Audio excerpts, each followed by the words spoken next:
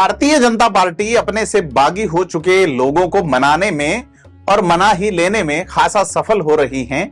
आज 4 निर्दलीय विधायकों ने भाजपा को लोकसभा चुनाव के लिए अपना समर्थन दे दिया है। चूंकि निर्दलीय जीत के आए हैं, लिहाजा पार्टी में तो नहीं आ सकते, परंतु चुनाव में समर्थन देंगे। इनमें सबसे बड़ा नाम चित्तौड़गढ़ के विधायक चंद्रभान सिंह आक्या का है। 2-3 दिन पहले हुई मीटिंग में उन्होंने कहा था कि चीजें सुलझ चुकी हैं, यानी चंद्रभान सिंह वर्सेज चंद्र प्रकाश जोशी की बजाय अब चंद्रभान सिंह और चंद्र प्रकाश एक साथ आलोकित होंगे चित्तौड़गढ़ की विधानसभा में। ऐसे में उदयलाल आंजना क्या अपना उदय कर पाएंगे, बड़ा सवाल होगा, क्योंकि चंद्रभान सिंह आक्या ने ताल ठोकी थी और सीधी उनकी अदावत जो थी वो भाजपा से नहीं होके सीपी जोशी से रही। सीपी जोशी जो कि पिछला चुनाव बहुत बड़े अंतर से जीते थे, 4.25 लाख के आसपास वोट से या 6.25 लाख वोट से जीते थे चुनाव, वो अब राहत की सांस ले रहे होंगे। चंद्रभान सिंह आक्या के अलावा सांचौर विधायक जीवाराम चौधरी ने भी समर्थन दे दिया है भाजपा को। अब लुम्बाराम चौधरी जो कि उनकी कल्पी जाति के ही नेता हैं, सिरोही जिले से हैं, सांचौर में 95,000 के आसपास वोट लेने वाले जीवाराम चौधरी अपने समर्थकों की भाजपा में सकुशल और प्रभावी एंट्री के मुद्दे पे भाजपा के साथ हुए हैं। इसके अलावा हनुमानगढ़ के विधायक गणेश राज और बयाना से विधायक ऋतु बनावत ने भी भाजपा को समर्थन दे दिया है। ऋतु के जो पति हैं वो भारतीय युवा मोर्चा, भारतीय जनता पार्टी के युवा मोर्चा में बड़े पदाधिकारी रहे हैं। वो बीजेपी से टिकट मांग रही थी, बयाना से टिकट कट गया, पिछली बार भी कटा, इस बार भी कटा, तो बागी होकर चुनाव लड़ा और जीत गई। इसके अलावा जो बड़ा नाम आया है उनका नाम है गोपाल सिंह ईडवा। गोपाल सिंह ईडवा वही शख्स हैं जिन्होंने पिछला चुनाव यानी कि 2019 का चुनाव सीपी जोशी भाजपा के प्रदेश अध्यक्ष के अगेंस्ट लड़ा था। तो आज की जो ज्वाइनिंग है, कुल मिला के सीपी जोशी की जो पेशानी है उस पर जो बल पड़े हुए थे उनको सीधा कर गई और बड़ा फ्लैट कर गई। अब कांग्रेस इसका क्या तोड़ निकालती है, क्योंकि चित्तौड़गढ़ सीट जो है वो परेशानी का सबब बनी हुई थी राजपूत वोट बैंक की नाराजगी के कारण। अब चूंकि गोपाल सिंह ईडवा जो पिछली बार कांग्रेस के प्रत्याशी थे अब भाजपा में आ गए हैं, गोपाल सिंह ईडवा को याद आया है कि कभी वो संघ में या इस तरह की जो चीजें चल रही हैं, उनके जो पुराने संबंध मिर्धा परिवार से, मदेरणा परिवार से रहे हैं, तो वो लोग भी अब जैसे मिर्धा बीजेपी में आ चुके हैं, तो गोपाल सिंह ईडवा क्यों ही पीछे रहते। गोपाल सिंह ईडवा 2009 में संसद पहुंचे थे राजसमंद की नई बनी परिसीमन की सीट वाली सीट से, जहां जिसमें नागौर जिले की 2 सीट, पाली जिले की 1 सीट और राजसमंद जिला, ब्यावर, इस तरीके से एक मिक्सअप करके एक जो लोकसभा कॉन्स्टिट्यूंसी है राजसमंद, वहां के वो सांसद बने थे 2009 में। 14 में वहां से चुनाव हार गए हरिओम सिंह राठौड़ के सामने। फिर उनको 19 में लड़ाया गया चित्तौड़गढ़ से, लेकिन चित्तौड़गढ़ से भी बुरी तरह चुनाव हारे और अब वो भाजपा में आ गए हैं। तो भाजपा का खेल तो जम रहा है, लेकिन एक बंदा है जो अभी सेट नहीं हो रहा है, नाम है रविंद्र सिंह भाटी।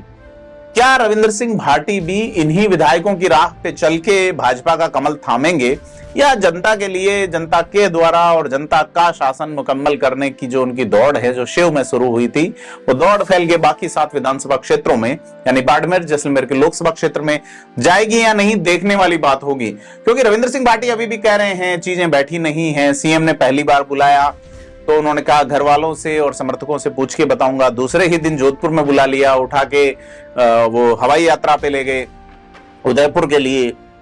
रविंद्र सिंह भाटी को वापस हवाई जहाज से ही जोधपुर छोड़ा या उनको अपना कोई साधन करके आना पड़ा, ये फिलहाल बात जो है आउट नहीं है। पता नहीं है कि रविंद्र सिंह को वापस हवाई जहाज से ही छोड़ा गया उदयपुर से, या वो तो घर जा रहे थे लेकिन बुला लिया गया।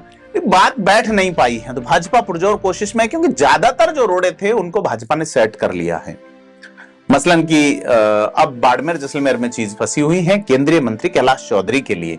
तो जो रोड़े ठीक किए गए हैं वो है जो भाजपा की जो हॉट सीट पे जो प्रॉब्लम्स हो रही थी, उन गर्मागर्म सीटों पे रोड़े ठीक किए गए हैं। जोधपुर पे जो समस्या थी उसको ठीक कर लिया गया है। बीकानेर में समस्या एक बार फिर से उपजती, उससे पहले देवी सिंह भाटी के जो पोते हैं अंशुमान सिंह वो विधायक बन गए हैं, तो लिहाजा देवी सिंह भी अब शायद अर्जुन राम मेघवाल का खुले तौर पे विरोध नहीं ही करेंगे।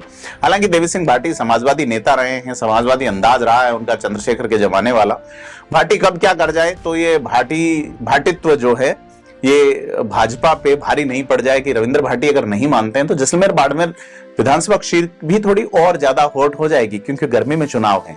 और उस गर्मी वाले चुनाव में अगर रविंद्र भाटी त्रिकोणीय मामला बना देते हैं तो फिर बीजेपी कांग्रेस दोनों के लिए बड़ा संकट होने वाला है। क्योंकि उस सीट से, उसी शिव सीट की बात कर रहे हैं, तो शिव सीट से एक और जो नेता जो कि पूर्व विधायक रहे हैं शिव से 2003 में, नाम जालम सिंह रावड़ोत हैं और छात्र संघ जोधपुर के अध्यक्ष रह चुके हैं, वो भी आज भाजपा में आ गए। उन्होंने आरएलपी से चुनाव लड़ा, बागी होके उंगलियों पे गिनने लायक वोट आए थे, एक बार फिर से भाजपा में आ गए हैं जालम सिंह रावड़ोत। और अब रविंद्र भाटी का इंतजार है। इसके अलावा लगभग मामला सेट हो चुका है। सांचौर वाले विधायक के माध्यम से जालोर सिरोही सेट हो गया है। हनुमानगढ़ गंगानगर में कांग्रेस के प्रत्याशी कुलदीप इंदौरा बनाए गए हैं। फिलहाल जो है वहां पे चीज अभी तक बैठ नहीं पाई है कि उस सीट पे कांग्रेस जो है वो प्रत्याशी उतार चुके, भाजपा ने प्रत्याशी नहीं उतारा है।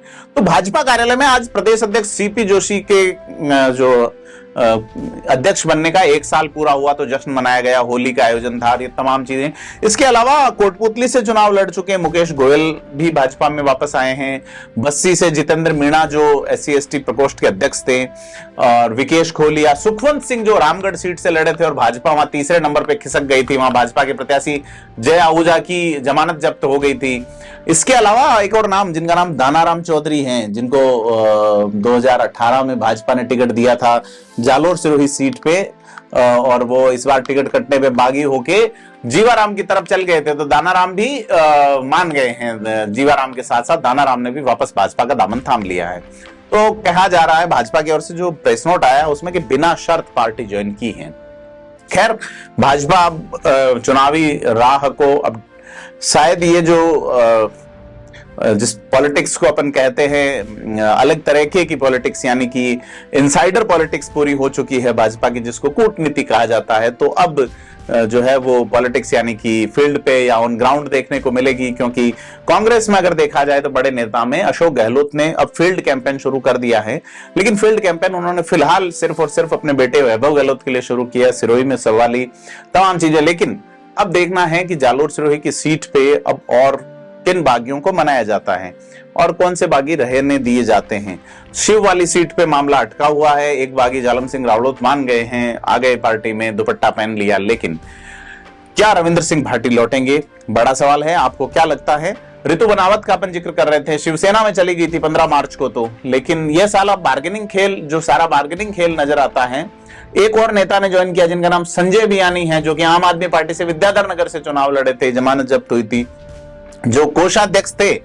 आम आदमी पार्टी के कोष का मामला भारी चल रहा है, पैसे वाला गोवा चुनाव में लगाए, ईडी ने केजरीवाल को गिरफ्तार कर रखा है, मनीष सिसोदिया, संजय सिंह जेल में हैं। संजय बियानी क्या सोच के आए होंगे कि चुपचाप चलो भाई, कोषाध्यक्ष हैं, कहीं कोष का हिसाब मांगे इससे पहले गंगा नहा लो। तो संजय बियानी भी भाजपा में आ गए हैं। तमाम चीजें हैं। लोकसभा चुनाव से पहले बहुत सारे रंग देखने को मिल रहे हैं और भी देखने को मिलेंगे। आपसे अपील है कि थिंक 360 को सब्सक्राइब करें और वीडियो को लाइक, शेयर, कमेंट जरूर करें।